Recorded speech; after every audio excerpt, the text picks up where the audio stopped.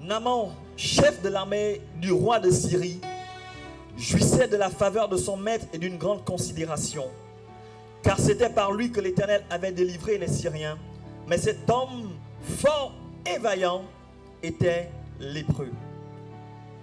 Or les Syriens étaient sortis par troupes et ils avaient emmené captive une petite fille du pays d'Israël qui était au service de la femme de Naaman. Et elle dit à sa maîtresse: « Oh, si mon Seigneur était auprès du prophète qui est à Samarie, le prophète le guérirait de sa lèpre. » Naaman alla dire à son maître: « La jeune fille du pays d'Israël a parlé de telle et telle manière. » Je vais lire le verset 14 et le verset 15. Il descendit alors et se plongea 7 fois dans l'eau Jourdain, selon la parole de l'homme de Dieu, et sa chair redevint comme la chair d'un jeune enfant, et il fut pur. Naaman retourna vers l'homme de Dieu avec toute sa suite. Lorsqu'il fut arrivé, il se présenta devant lui et dit: « Voici, je reconnais qu'il n'y a point de Dieu sur toute la terre, si ce n'est en Israël. Et maintenant, accepte, je te prie, un présent de la part de ton serviteur. » Père, donne clarté à mes propos ce matin. Que ta parole touche le cœur de quelqu'un et que cette personne marche avec cette parole victorieusement dans le nom de Jésus. Amen. Alléluia, nous pouvons acclamer le Seigneur. J'aimerais nous inviter à prendre place. Merci Extra. Vous pouvez prendre place, que Dieu vous bénisse abondamment. Nous sommes dans la série Mandat de domination. Le texte que nous avons lu, nous n'avons pas beaucoup de temps, nous parle de l'histoire d'un soldat, d'un général appelé Naaman. La Bible dit que cet homme était un homme vaillant. C'était un soldat qui était considéré non seulement par son maître, le roi, mais il était également considéré par tout ce qui était autour de lui, par le peuple, à cause de ses victoires, ses nombreuses victoires dans les batailles. Une des choses que la Bible nous dit, c'est que cet homme, au-delà de toutes ses victoires, au-delà du prestige, de la position qu'il avait dans la ville, au-delà de tout ce qu'il avait comme titre, comme pouvoir, comme richesse, la Bible dit que cet homme était malade. Il était frappé d'une lèpre. Certaines personnes ne savent pas exactement, lorsqu'on parle de lèpre, de quoi il s'agit, mais la lèpre est une maladie à la base qui est inguérissable. Et une des choses que cette maladie fait, elle altère la peau et elle ronge le corps, elle ronge les os. Certaines personnes, certains lépreux que vous rencontrerez, vous les verrez avec des parties du corps qui manquent, des mains, des pieds. Et c'est une maladie, lorsqu'elle a commencé, on ne la soigne pas, on ne la guérit pas et c'est irréversible. À cette époque, la médecine n'était certainement pas encore avancée. Mais la Bible dit Naaman était malade. Et lorsque nous lisons cette histoire dans le livre de 2 Rois 5, Naaman se baladait partout avec son armure, certainement pour cacher sa lèpre. Une des choses que nous remarquons, que nous constatons aujourd'hui, c'est que beaucoup de personnes, parfois pour masquer un mal-être, parfois pour masquer les difficultés qu'elles ont, elles s'entourent d'apparat, elles s'entourent de vêtements, elles s'entourent de biens, elles s'entourent de tout un tas de choses parce qu'elles veulent masquer parfois une situation qui est vraiment compliquée dans leur vie. Aujourd'hui, ce n'est pas Élisée qui nous intéresse, ce n'est pas Naaman qui nous intéresse, mais la personne qui nous intéresse, c'est la petite fille. La Bible dit que cette petite fille a été emmenée captive dans la maison de Naaman. Ça veut dire que cette petite fille était une esclave et elle était au service de la femme de Naaman. Cette fille, en écoutant, en voyant son maître certainement qui souffrait lorsqu'il était dans la maison, souvent lorsque nous sortons de chez nous, peu importe le problème que nous avons un sourire parce que nous ne voulons pas montrer aux gens que ça ne va pas. Alléluia. Mais même quand ça ne va pas, il faut que tu souris. Alléluia. Il faut que tu souris. La vie est dure, la vie est compliquée, mais il faut que tu continues à sourire. Cette jeune fille, dans cette position qui était la sienne, a dit à sa maîtresse: si mon maître savait qu'il y avait un prophète en Israël qui était capable de le guérir, certainement il se rendrait vers ce prophète. La femme de Naaman informe Naaman en disant: cette fille a parlé, la servante, elle a parlé, elle a dit: il y a un prophète qui peut trouver une solution pour toi. Naaman se lève et il s'en va. La première chose qui nous attire dans ce texte, alors que nous parlons de mandat de domination et nous parlons d'évangélisation, c'est que cette petite fille a vu la condition de cet homme. Elle ne s'est pas préoccupée de sa condition. Ça veut dire, elle n'a pas regardé la position dans laquelle elle était. Elle n'a pas regardé à la difficulté dans laquelle elle était. Elle n'a pas regardé à l'épreuve dans laquelle elle était. Elle n'a pas regardé au fait qu'elle était esclave dans cette maison. Mais elle a dit, cet homme est en difficulté. Et parce que je sais où est la solution, je ne vais pas garder cette solution pour moi. Je vais lui donner la solution afin qu'il puisse avoir solution à son problème. Ça veut dire, dans le mandat qui est le nôtre d'annoncer l'évangile, en réalité, nous obstruons le fait de voir les difficultés qui sont les nôtres. En fait, nous oublions quelle est notre condition. Nous oublions que nous n'avons pas de travail. Nous oublions que nous sommes malades. Nous oublions, en fait, qui nous sommes. Nous oublions ce qui nous manque. Parce qu'en réalité, dans le mandat de domination, une des missions qui nous est confiée est d'annoncer l'évangile. Une des missions qui nous est confiée, c'est de parler de Jésus afin que quelqu'un vienne à lui. Et donc cette fille a oublié qu'elle était esclave. Cette fille a oublié sa condition. Cette fille a oublié la difficulté dans laquelle elle était. Elle a vu quelqu'un qui est en difficulté. Et elle a dit, j'ai la solution pour cet homme, alors je la lui donne. En réalité, quand nous parlons de Jésus, lorsque nous annonçons Jésus aux gens, nous annonçons Jésus aux gens en leur disant, nous savons où est la solution. Nous savons qui est la solution. Si nous vous annonçons l'évangile, c'est pour que vous puissiez venir vers la solution. Alléluia, quelqu'un peut dire Jésus est la solution. Alors cet homme se lève sur la base de ce que la fille a dit pour se rendre à Samarie. La Bible dit, il prend de nombreux biens, il prend de l'argent, il prend des vêtements pour aller à Samarie. Parce que cet homme estimait qu'en fait, où il allait, certainement qu'il fallait payer. Il avait certainement vu des médecins, il avait certainement vu plusieurs personnes qui n'avaient pas été capables. Et comme nous, quand nous partons à une consultation à l'hôpital, il a pris ce qu'il fallait pour aller payer. La deuxième chose, en fait, dans l'histoire de cette jeune fille qui nous interpelle, c'est que cette jeune fille a osé.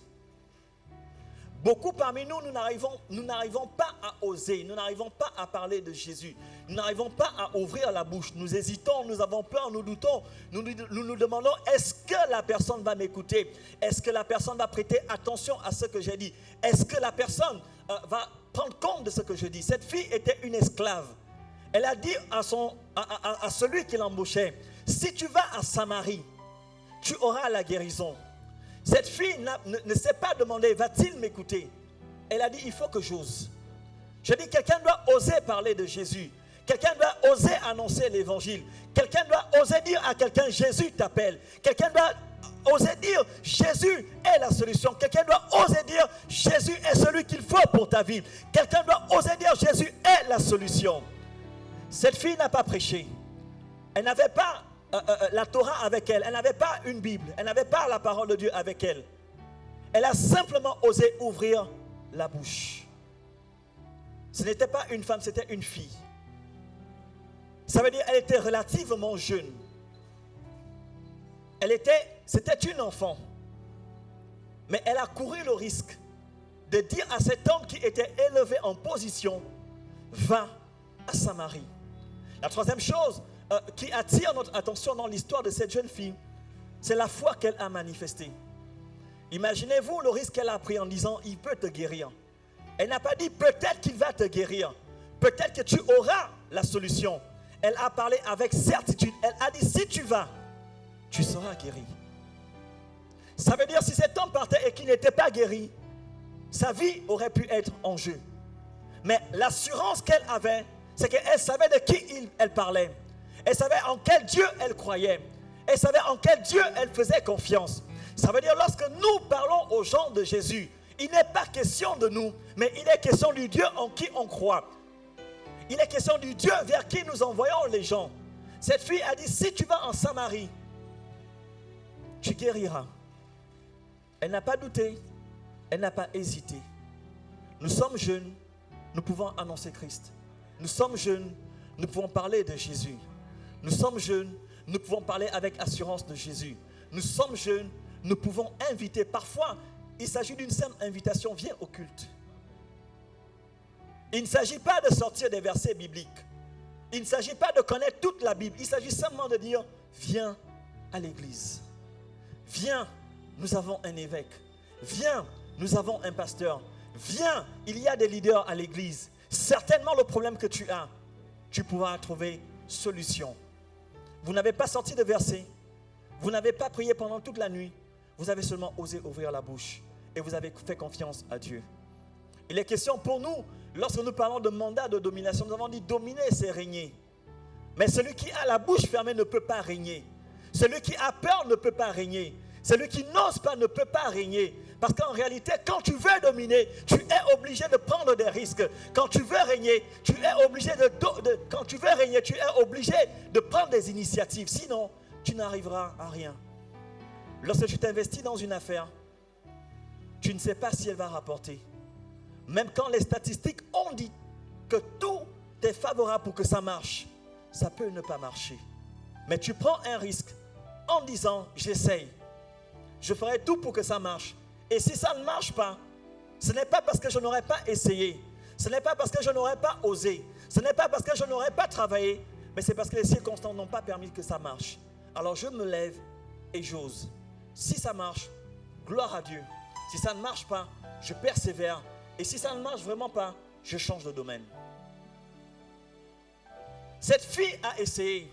Elle a dit, je parle quand même. Parce que je vois la souffrance de cet homme. En réalité, on ne peut pas être insensible à la souffrance de ceux qui sont autour de nous. Certaines personnes ont trouvé refuge dans l'alcool parce qu'elles sont en difficulté. D'autres ont trouvé refuge dans la drogue parce qu'elles sont en difficulté. D'autres ont trouvé refuge dans le sexe parce qu'elles sont en difficulté. D'autres personnes ont trouvé le refuge dans le satanisme parce qu'elles sont en difficulté. Elles sont à la recherche d'une voix qui leur dit, viens et Dieu fera. D'une voix qui leur dit, viens et Dieu touchera. D'une voix qui leur dit, viens et Dieu agira. Aussi longtemps que nous resterons la bouche fermée, nous ne serons pas capables de gagner nos familles. Aussi longtemps que nous resterons la bouche fermée, nous ne serons pas capables de gagner nos quartiers. Aussi longtemps que nous resterons la bouche fermée, nous ne serons pas capables de gagner nos salles de classe, nos emplois, nos clients. Nous ne serons pas capables de gagner ceux qui sont autour de nous. Parce qu'en réalité, si Dieu nous a suscités, c'est parce qu'il y a des gens qu'il veut toucher. En fait, la cible de Dieu, c'était Naaman. Quand Dieu place cette petite fille dans la maison de Naaman, c'est parce que Dieu voulait toucher Naaman. En touchant Naaman, Dieu pouvait toucher une plus grande multitude de personnes. La fille seule ne pouvait pas toucher une multitude de personnes. Mais Naaman, en général, dans sa position élevée, était capable de parler à plusieurs personnes et leur dire, vous m'avez vu, vous avez vu ma souffrance, vous avez vu comment je souffrais ici et vous avez vu le résultat. Aujourd'hui, j'ai été guéri. Et à cause du miracle dans la vie de Naaman, les gens ont fini par croire en Dieu. Ça veut dire parfois, il y a des difficultés dans lesquelles tu es, parce que Dieu veut mettre quelqu'un en contact avec toi pour qu'au travers de toi, de ta difficulté, de ta situation ou de ta condition, Dieu puisse rentrer dans la vie de cette personne. Dieu puisse changer la vie de cette personne. Il y a des gens, si elles ne voient pas le miracle dans leur vie, elles ne viendront jamais au Seigneur. Il y a des gens, s'ils n'ont pas le toucher de Dieu, ils ne viendront jamais au Seigneur. Et donc Dieu cherche une opportunité pour pouvoir toucher quelqu'un. Cette fille était la porte par laquelle Dieu voulait passer pour rentrer dans la vie de Naaman. Lorsque le prophète demande à Naaman d'aller se plonger dans l'eau, la Bible dit cet homme, quand il est arrivé dans sa position, il était sur son cheval, il n'est même pas descendu. Déjà même quand il arrive à Samarie, il ne va pas voir le prophète, il va voir le roi. Parce que pour lui, en réalité, s'il fallait qu'il y ait solution à son niveau, la solution venait d'une personne à une position élevée. C'est la raison pour laquelle parfois lorsque nous sommes en difficulté, la première personne que nous recherchons, c'est la personne qui a une position élevée. Est-ce que je connais un ministre? Est-ce que je connais un directeur? Est-ce que je connais un député? Est-ce que je connais quelqu'un qui a une certaine position? C'est vers cette personne que je me tourne. Lorsqu'il arrive devant le roi de Samarie déchire ses vêtements en disant, suis-je Dieu? Il y a des gens, quand vous leur exposez des situations, ils ont envie de vous demander, suis-je Dieu? Vous venez m'exposer cette situation. Le prophète entend parler de cela, il dit, demandez au roi d'envoyer cet homme vers moi. Quand cet homme arrive, le prophète ne sort pas. Il dit, demandez-lui d'aller se plonger 7 fois dans le Jourdain, il sera guéri. La première chose, pour vous dire déjà, le Jourdain est une eau qui n'est pas très propre. Et donc quand on demande à Naaman d'aller se plonger dans le Jourdain, il se met en colère. Il pensait que lorsqu'il allait arriver, le prophète, ayant entendu qu'il s'agit quand même de Naaman, il allait sortir. Vous savez, lorsque nous nous présentons devant Dieu, nos titres ne comptent plus. Qui nous sommes ne compte plus. Ce que nous possédons ne compte plus. Ce que nous avons dans nos comptes bancaires ne compte plus. Parce qu'en réalité, si l'argent était capable d'apporter des solutions, on n'aurait plus de problème. Si les titres que nous avions pouvaient apporter des solutions, on n'aurait plus de problème. Et donc cet homme, lorsqu'il arrive devant le prophète dit, va te plonger cette fois. Cet homme se met en colère en disant, il espérait, il pensait que le prophète sortirait et le prophète certainement se mettrait à courir, à sauter, à crier, à se rouler au sol. Je dis, vous savez, Dieu, pour nous plonger dans la confusion, agit toujours dans la simplicité. Ça veut dire, on se dit, je vais aller voir l'évêque Michel, quand il va prier pour moi, il va demander aux musiciens de jouer, il va sauter de l'estrade, il va atterrir la roulade avant, et là, rien qu'en faisant ça, Dieu va opérer. Vous arrivez devant l'évêque. Alléluia. Vous arrivez devant l'évêque Michel, il dit, Dieu a fait repas à ta place. Et vous restez là, évêque, je suis venu pour la prière. Tu connais le problème, il est là. Avec seulement Dieu a fait, c'est pas possible. Je dis parfois les miracles les plus grands, Dieu les fait dans le silence. Les miracles les plus puissants, Dieu les fait dans le calme. Je dis, Dieu n'a pas besoin d'agitation pour agir. Dieu n'a pas besoin de faire du bruit quand il veut faire quelque chose. Lorsque Dieu agit, les résultats sont visibles. Même si nous n'entendons pas de bruit, même si nous ne voyons pas le vent souffler, mais les résultats sont là. Naaman simplement a plongé 7 fois. Quand il est sorti de l'eau, il était guéri. Entièrement guéri. Son argent n'avait pas pu le guérir. Sa position n'avait pas pu le guérir. Les victoires à la guerre n'avaient pas pu le guérir. Son roi n'avait pas pu le guérir. Mais il s'est servi d'une petite fille. Dieu s'est servi d'une petite fille pour rentrer dans la vie de cette personne. Dieu veut se servir de quelqu'un pour rentrer dans la vie d'une personne. Dieu veut se servir de quelqu'un pour rentrer dans un quartier. Dieu veut se servir de quelqu'un pour rentrer dans une nation. Dieu veut se servir de quelqu'un pour rentrer dans une école, rentrer dans une entreprise, rentrer dans un business. Dieu veut se servir de ton affaire pour que des clients soient gagnés à lui. Alléluia. Partout où Dieu te place, tant qu'il te met en relation, en contact avec des gens, ce sont des gens que Dieu veut gagner au travers de toi. Cette fille a eu confiance en Dieu. Cette fille a cru en Dieu. Et cette fille n'a pas hésité à ouvrir sa bouche. Nous voulons voir ce lieu rempli. Nous voulons même voir Extra passer à 2-3 cultes parce qu'il n'y a pas de place. Mais on ne pourra pas remplir ce lieu si nous n'osons pas. On ne pourra pas remplir ce lieu si vous n'ouvrez pas vos bouches. On ne pourra pas remplir ce lieu si vous n'acceptez pas que Dieu se serve de vous. On ne pourra pas remplir ce lieu si vous vous focalisez d'abord sur vos problèmes. Parce que vous vous dites, il faut que mon problème soit d'abord résolu. Ensuite, j'indiquerai maintenant à quelqu'un d'autre la voie pour que son problème soit résolu. Je dis, tu peux ne pas avoir d'emploi, mais Dieu peut se servir de toi pour que tu pries pour quelqu'un qui n'a pas d'emploi, il a un travail. Je dis, la Bible dit, l'apôtre Paul avait une écharde dans son corps. Il avait mal en permanence, jour et nuit. Mais la Bible dit, lorsque l'apôtre Paul passait, son ombre guérissait des malades. Ça veut dire, ce n'est pas parce que tu traverses la même situation que quelqu'un que tu n'es pas capable de débloquer la situation de cette personne lorsque tu ouvres la bouche. Parce que tu sais en qui tu crois et Dieu peut se servir de toi. Dieu peut t'utiliser. Dieu peut faire au travers de toi et Dieu peut faire avec toi. Et Dieu veut faire avec toi. Et nous devons faire suffisamment confiance à Dieu pour être sûr, pour nous dire que Dieu peut faire avec moi. Lorsque Dieu nous utilise, même quand il nous conduit vers des hommes, en réalité, le but de Dieu, ce n'était pas la guérison de Naaman, mais la guérison était simplement le moyen. Parfois, ce que Dieu fait dans nos vies, c'est seulement le canal dont Dieu se sert pour rentrer dans nos vies et rentrer dans nos familles. Naaman était malade. Il n'y a rien qui pouvait convaincre Naaman. Il avait déjà des victoires à la guerre. Et si on venait dire à Naaman, viens en Christ, tu auras des victoires. L'homme aurait dit, j'ai déjà des victoires sans Dieu. Pourquoi venir en lui? Alléluia. Il y a des victoires que l'on ne pourra jamais atteindre sans Dieu. Il y a des endroits où on ne pourra jamais arriver si Dieu n'est pas avec nous. Il y a des choses que l'on ne pourra pas expérimenter si Dieu n'est pas à nos côtés. Peu importe qui on ira voir, peu importe ce que l'on peut posséder, si Dieu n'est pas à nos côtés, on n'y arrivera pas. Alléluia. Ce matin, j'aimerais que nous puissions nous tenir debout. Et j'aimerais que tu puisses élever la voix vers le Seigneur. Certainement que tu n'arrives pas à parler, tu n'oses pas parler, tu as peur, tu as honte, tu doutes. Et tu te dis, si j'essaie de parler, personne ne m'écoutera. Ce dont Dieu a besoin, c'est des gens qui sont volontaires, ce sont des gens qui sont disposés. C'est quelqu'un qui dit, Seigneur, je ne sais pas comment je vais le faire, je ne sais pas quoi dire, mais si tu dois te servir de quelqu'un pour parler, je suis là. Y a-t-il quelqu'un qui veut le dire ce matin? Si tu veux te servir de quelqu'un, Seigneur, je suis là. Je ne sais pas quoi dire. Je ne sais pas comment dire.